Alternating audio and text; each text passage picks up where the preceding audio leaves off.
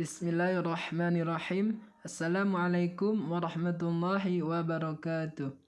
Alhamdulillahi rabbil alamin. Wabihi nasta'inu ala umurid dunya waddin.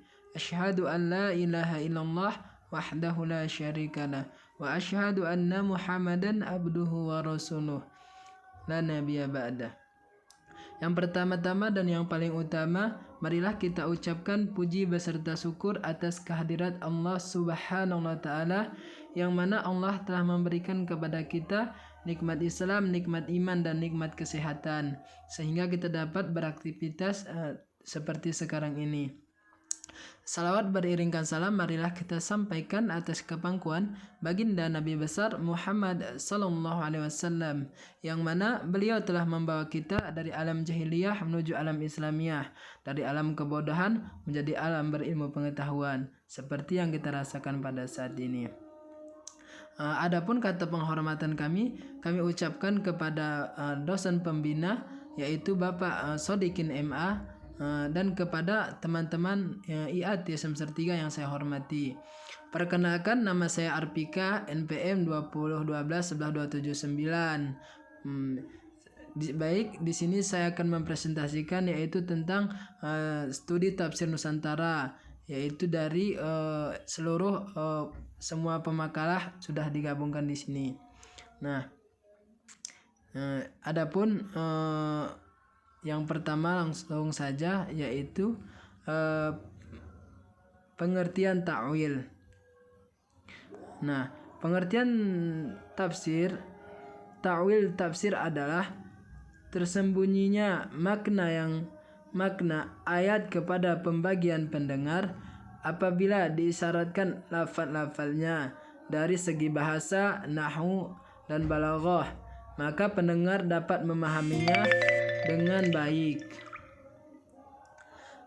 dan teranglah jiwanya kepada indera tersebut. Sedangkan ta'wil adalah ayat yang mempunyai beberapa makna yang semuanya dapat diterima. Setiap disebut satu makna, maka si pendengar ragu-ragu dan tidak tahu mana yang dipilihnya. Oleh karena itu, ta'wil banyak atau kebanyakan dipakai oleh ayat-ayat mutasyabihat, sedangkan tafsir kebanyakan dipergunakan untuk ayat-ayat muahkamat. Nah, ada pembagiannya. Kemudian tafsir adalah memahami makna Al-Quran yang telah dijelaskan oleh Rasulullah kepada para sahabat dan diriwayatkan hingga sampai kepada kita. Kemudian tafsir klasik, modern, dan kontemporer. Nah, perkembangan tafsir klasik berawal dari abad pertama hingga abad ketiga Hijriah. Tafsir pada masa klasik ini dimulai dari penafsiran Nabi Muhammad terhadap ayat-ayat, lalu penafsiran yang dilakukan oleh para sahabat dan para tabi'in.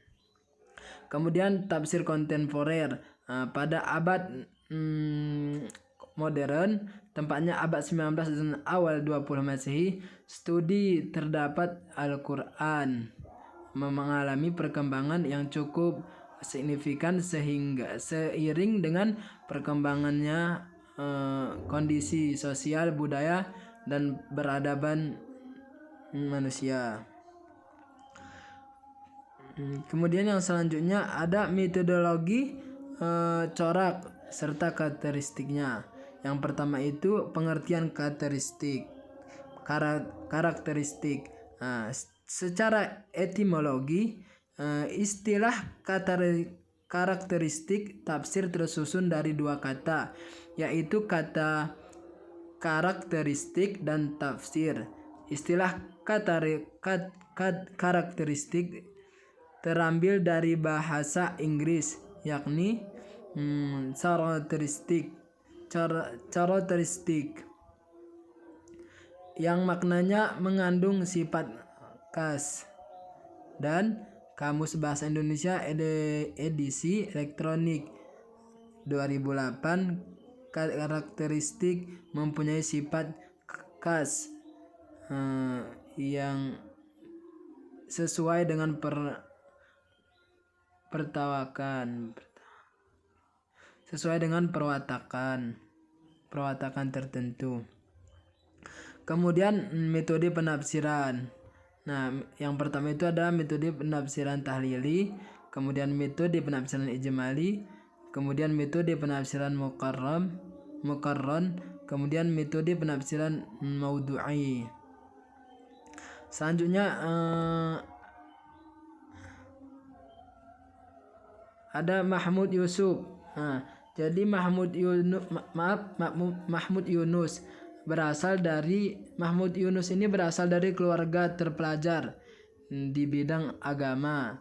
Lahir pada tanggal 30 Ramadan 1316 Hijriah, bertepatan dengan tanggal 10 Februari 1899 Masehi di desa Sugayang, Sumatera Barat. Metode penafsirannya ijmali, yaitu menafsirkan ayat-ayat Al-Quran secara singkat, mulai dari surat pertama Al-Fatihah sampai surat terakhir An-Nas. Kemudian kecenderungan penafsiran Mahmud Yunus, sumber materi tafsir dipakai oleh Mahmud Yunus lebih cenderung bercorak campuran, yaitu memakai metode penafsiran gabungan antara penafsiran bil al-ma'thur dan penafsiran rasional. Kemudian tafsir departemen agama. Tafsir departemen agama ini pada mulanya untuk menghadirkan Al-Quran dan tafsir, maka Menteri Agama pada tahun 1992 membentuk tim penyusun yang disebut dengan Dewan Penyelenggara Penafsir Al-Quran yang diketuai oleh Profesor Haji Ahmad Soeharjo SH. Kemudian Buya Hamka Tafsir Al-Azhar. Ya, Buya Hamka menjadi seorang penuntut di zaman sebagai seorang publik figur yang ulama mubaligh, sastrawan, wartawan, politisi, dan teladan. Buya Hamka ibarat mutiara langka yang pernah dimiliki setiap pribadi yang rindu akan keteladanannya. Kemudian Quraish Shihab. Nama lengkapnya adalah Muhammad Quraish Shihab. Ia lahir di Rafang, Sulawesi Selatan pada 16 Februari 1944. Ayahnya adalah Profesor Ki Haji Abdurrahman Shihab, keluarga keturunan Arab yang terpelajar. Abdurrahman Shihab yang memiliki reputasi baik di kalangan Sulawesi Selatan. Nama lengkapnya adalah Muhammad Quraish Shihab. Dia lahir di Rampang, Sulawesi Selatan pada tanggal 16 Februari 1944. Kemudian ada Daud Ismail. Daud Ismail lahir di Cenrana, Kecamatan Labata, Kabupaten Seveng tahun 1907 Masehi. Ayahnya bernama Haji Ismail dan ibunya bernama Haji Pempola. Kemudian ada tafsir ilmi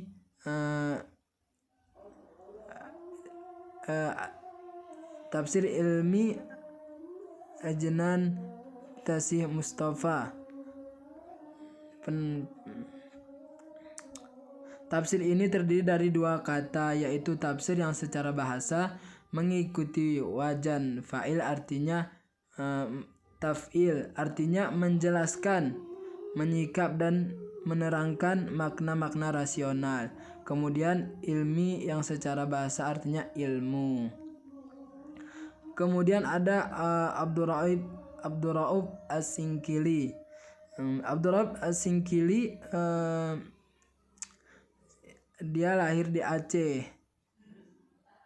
Ya, ulama besar Aceh yang terkenal. Ya, seorang ulama dari Pansur yang memiliki pengaruh besar dalam penyebaran agama Islam di Sumatera dan Nusantara pada umumnya. Metodenya sebagai seorang penafsir, Abdurrahab As-Singkili memiliki metode dan corak di dalam tafsirnya. Metode yang digunakan Abdurrahab As-Singkili metode tahlili. Kemudian An-Nawawi Al-Bantani. Jadi Syekh An-Nawawi Al-Bantani ini adalah salah seorang ulama fikih bermazhab Syafi'i yang sangat masyhur pada berpengaruh di dunia Islam, khususnya dalam dunia pendidikan. Beliau dilahirkan di desa Tanara, Kecamatan Tiryasa, Kabupaten Serang, Banten. Kecenderungan tafsir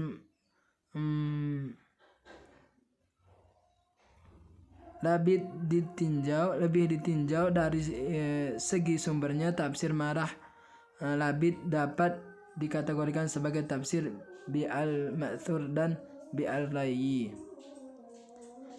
Kemudian ada Bisri Mustafa. Bisri Mustafa lahir pada tahun 1915 Masehi di kampung Sawalan Gang Palen, Rembang, Jawa Tengah. Anak dari pasangan suami istri Haji Jainal Mustafa dan Khadijah yang telah memberinya nama dengan Mas Hadi. Kemudian ada Ahmad Sanusi. Ahmad Sanusi dapat dikatakan tidak setenar nama Hashim Asy'ari, Ahmad Dahlan, Ahmad bin Muhammad Soekarti Al-Ansari, atau Ahmad Hasan. Bahkan Ahmad dilahirkan di desa Cantayan. Kemudian